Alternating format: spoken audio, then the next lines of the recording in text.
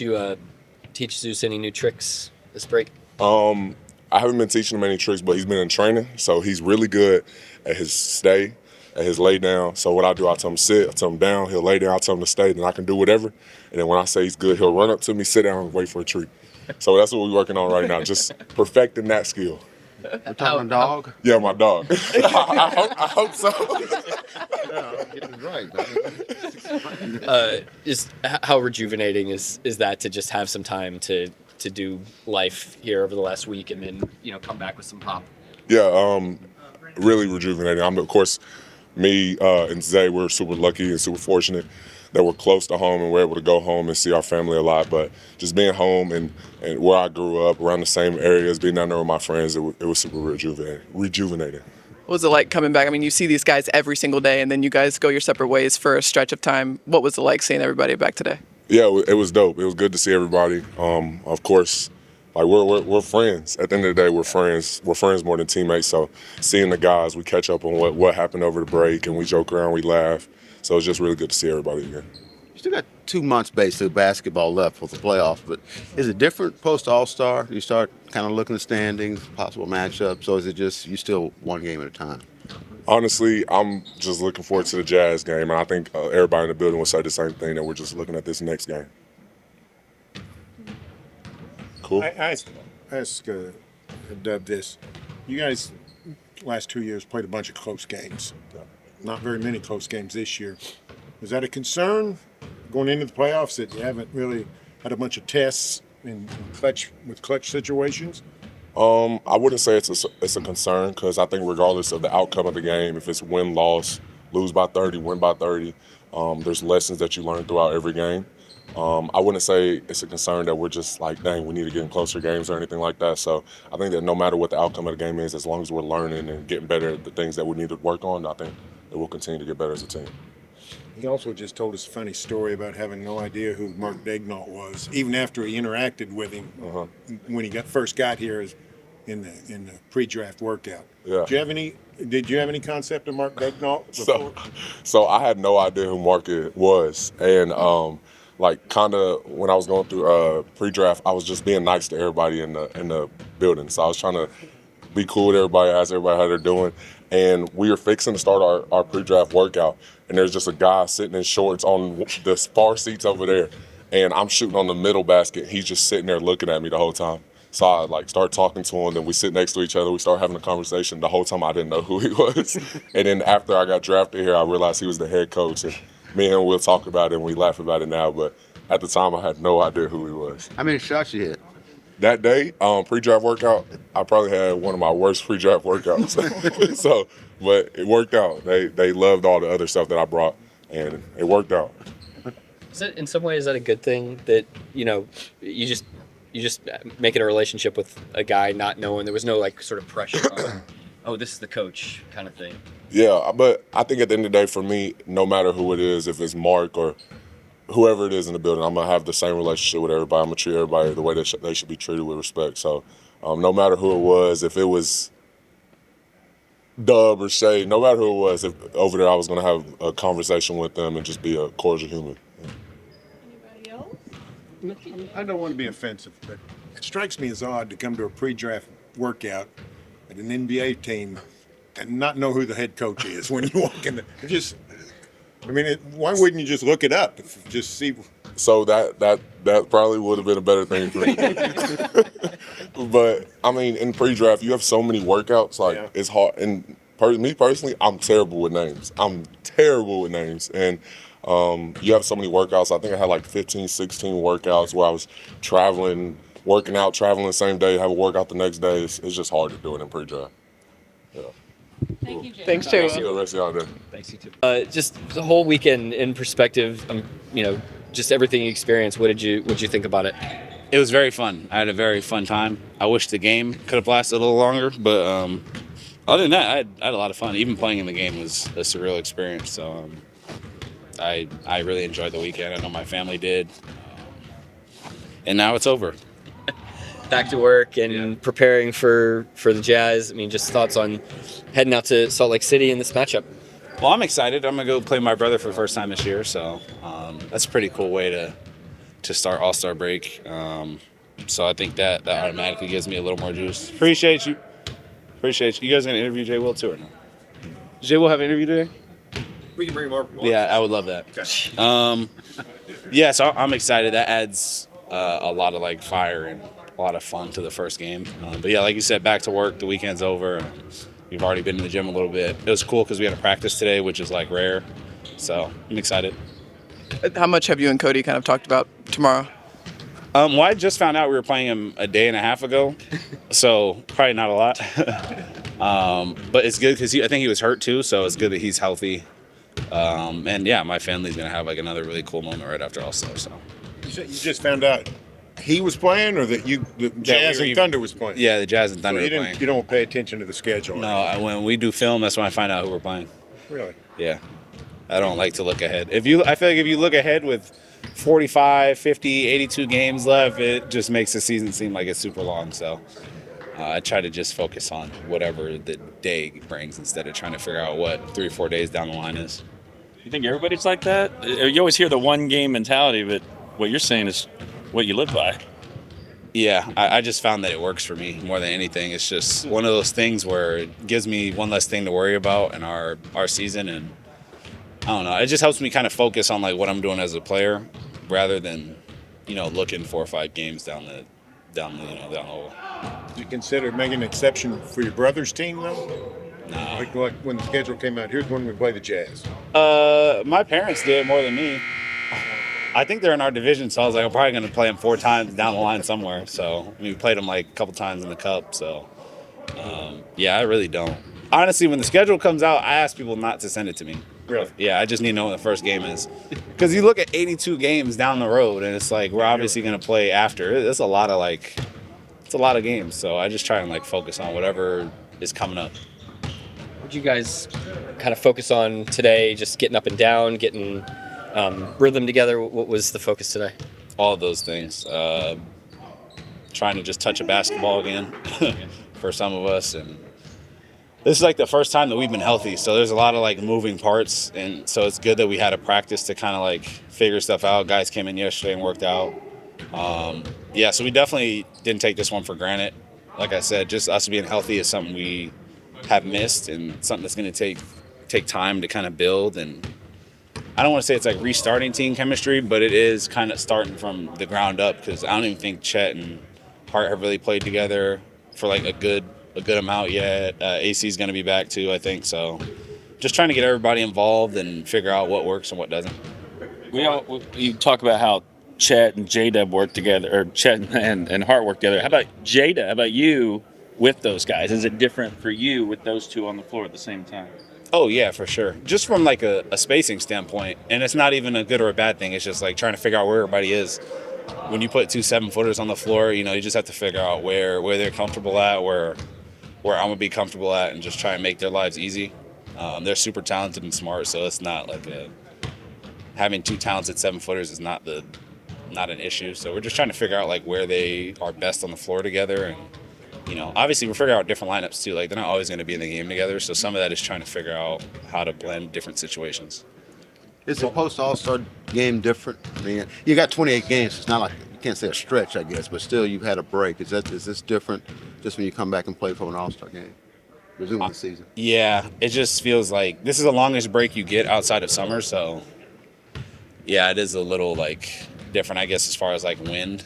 But other than that, like my legs feel really good, which is nice. For anybody that doesn't know, All-Star Weekend is like a complete blow, like just blur, and it's complete chaos. So to kind of come back here where it's quiet and just kind of chill, it's a very rare thing to get in the middle of the season. So it's one of those things that make it feel good to be in Oklahoma. Growing up, did you ever play your brother in any organized basketball or against him? Our age gap is so unique. It's like three years and some change. So kind of like bumped us out of like being in high school together. And just when we were younger, like 8 and 5 is such a drastic. You know what I mean? Like just when you're coming up basketball, that 3 years is a lot. But I mean, we worked out together and we did like a men's league together one time, like with our friends. So we've done stuff like that, but we've never actually like competitively played against each other. Are you a crap talker when you play against your brother? I don't know actually. Probably not. I don't really trash talk anybody in general, so, but I might for him. I might make an exception for Bro. Man, you guys, the last couple of years, played a bunch of close games. Hadn't played that many this year. Is that a concern as you near the playoffs that your crunch time minutes for everybody is not what it usually is? My legs are saying it's not a bad thing at all when you can kind of steal those rests. And definitely coming down the home stretch, like I think we have 28 games left. There's going to be a lot of close games, especially just people are going to come back more rejuvenated from the break. People are going to fix things. People are going to have more time with like the trade deadline. Just having people are going to have more time to gel. So I feel like it's going to ramp up a little bit, but I don't give it too much worry. You know, it's one of those things where it's like if we win by 20, it's like, do we go back and mess around with the game to try and lose by 10 to get like, you know what I mean? Just try and get a close game. So we're honestly just taking whatever wins we can get. We don't take those for granted. We've been on the opposite end of that, like my first year where we're losing games by 20. So it's not something we take for granted. It's just kind of like a testament to how well we're playing together. I got a story on Mark. Interesting. When you got drafted, was that the first time or maybe came for a pre-draft workout, whatever, was that the first time you were even aware of who the Thunder coach was? I had no idea who Mark was when I came in here. So we were trash talking my whole workout, and I had like a meeting with Sam Presti right after, and I was talking to Mark, walked in, and he introduced himself as a head coach, and I was like, well, probably not going to get drafted here. I had no idea who he was up until that point, which kind of goes back to my not looking ahead thing. I've been doing that. It's not something, but I was still doing school too. Like I was like doing online classes and stuff, so I really wasn't like paying too much attention to like who's where and what's going on. So I was completely out of the loop, but we trash talked the whole entire workout. And I called my agent right after too, and I was like, I think I blew this workout. Yeah.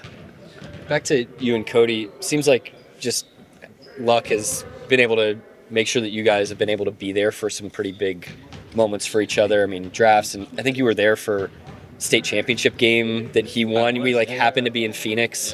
Now you happen to be in the same division where you're going to see each other. I mean, do you think about just sort of the chance involved in what's gone on with you two having these journeys together? Yeah, it's a blessing, man. You're right though. Like it's been like some crazy coincidence. Yeah, it's like God's timing kind of thing. I don't even really know how to describe it, but it's been cool. I think we've done a good job of not taking it for granted too. I think some of that is my mom's planning. Probably she's kind of on us about being there for each other and just like making sure we know like when we'll be around each other. But yeah, it's been really cool. I've been able to see a lot of like key moments for him, and likewise for him, he's been able to drop an all-star. And he was there for my draft and just stuff like that. So it's been really cool.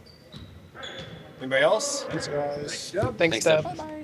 Just taking it all in, getting to see Shay and Dub and the other coaches, and as you have a chance to step back for yourself too, would you make of the honor of being the All-Star coach?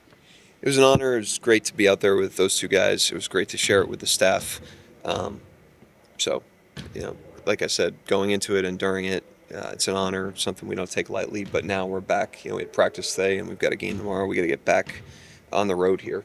All-Star break's over. The guys were just kind of talking about hitting the ground running. Being very excited to see one another. Would you notice out there in terms of just the pop in practice today? Good energy, bad rhythm, but good energy. A little rusty, and that's the first practice out of break is always kind of like that. You just got to kind of shake off a couple days of rust and get everybody clicked back in. But by the end of the practice, we were where we need to be going into tomorrow. We'll have a shoot around tomorrow, sharpen up some things, and then go out there and play. And every team has the same challenge coming out of break. It's not like any team's in a great rhythm coming out of all-star breaks. So if we want to be an uncommon team, we've got to handle it in an uncommon way. What do you want to see? I mean, I was telling the guys, you got 28 games left, so it's not like a stretch run. That's about 2 months. But you have had a layoff. So what are you looking for these first couple games, other than winning, obviously? I mean, the first couple games, it's just like, let's get everybody back going and see what it looks like and play it from there. And then in totality, the last third of the season is continuing to be about improving and making sure that individual players are coming out of this regular season with the best confidence and rhythm they can have, and same with the team, and that takes intentionality and an effort to do that. So that's our focus as we come into these last 28 games. How much does it help? I mean, Chet's missed 39 games. It's going to take him a while to get back, but you got some time to get him back before the playoffs where everything's clicking. Yeah, it's nice. It's nice. It's a nice run up. In those games prior to All-Star break, based on the window of reevaluation that we gave you guys, were a nice bonus. Like it wasn't a given all along that he was going to be ready for pre-All-Star break. So for him to be able to play a couple games, get out there with the team, get a baseline for the team. I'm sorry, Barry. A baseline for him and the team. Then take a couple days off and take a deep breath and now jump back into it, I think is good for him. I don't know if you've been asked this before, but you mentioned being an uncommon team quite often. What do you mean by that? Just the way it sounds, like there's common behavior, like coming out of All-Star break, everybody's a little bit sleepy and everybody's a little bit detached. And so the common response is it takes a little bit of time to get back. And so, to get what is uncommon, you just reverse engineer that. It's if you hit the ground running and can be sharp earlier than other people, that's not common. And, we always try to challenge ourselves to be uncommon. Where'd that come from? Just a mentality that we want to try to have. I mean, that we aspire to. We're certainly not there every single night. We were not uncommon in Minnesota the night before the break. But it does give you a framework to evaluate such experiences. Jalen mentions as healthy as you've been. Has Kaysen back? Anybody back that wasn't back playing? Or can you update us on anything like that? We'll give you guys the injury updates, but everybody practiced today, so it was a good energy to the gym. Everybody was out there running around, and that gave us some energy and optimism. It's good for the guys and good for the team. Here's something that's uncommon about your team. You guys don't play any close games. You played very few close games comparatively to anybody or your recent past. Is that a concern? Is that not being tested in crunch time, or is that just a good thing that you're so dominant you haven't played very many? Yeah, we've got the second least in the league, I think. I think there's another team that's below us. We're aware of it. We are doing more shoot-arounds with end-of-game stuff to try to supplement it. So certainly something that is on my mind, but everything has trade-offs. So we've been able to take our high-minute guys out in the fourth quarters of a lot of games. That helps you win the next game. It helps you be fresh in the next game. We want to win. If we can win by 15, we want to win by 15. You have to earn that, and we've earned a lot of those games this season.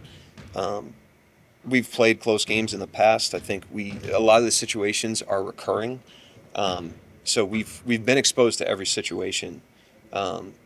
Not sure we've been exposed to it as much as possible this season, but everything has trade-offs. We like being a good team. We like winning by 15 points if we can. But we've got to be ready when those situations come up. I think we've handled them pretty well when we've been in them. Miami was a good example of that the other night.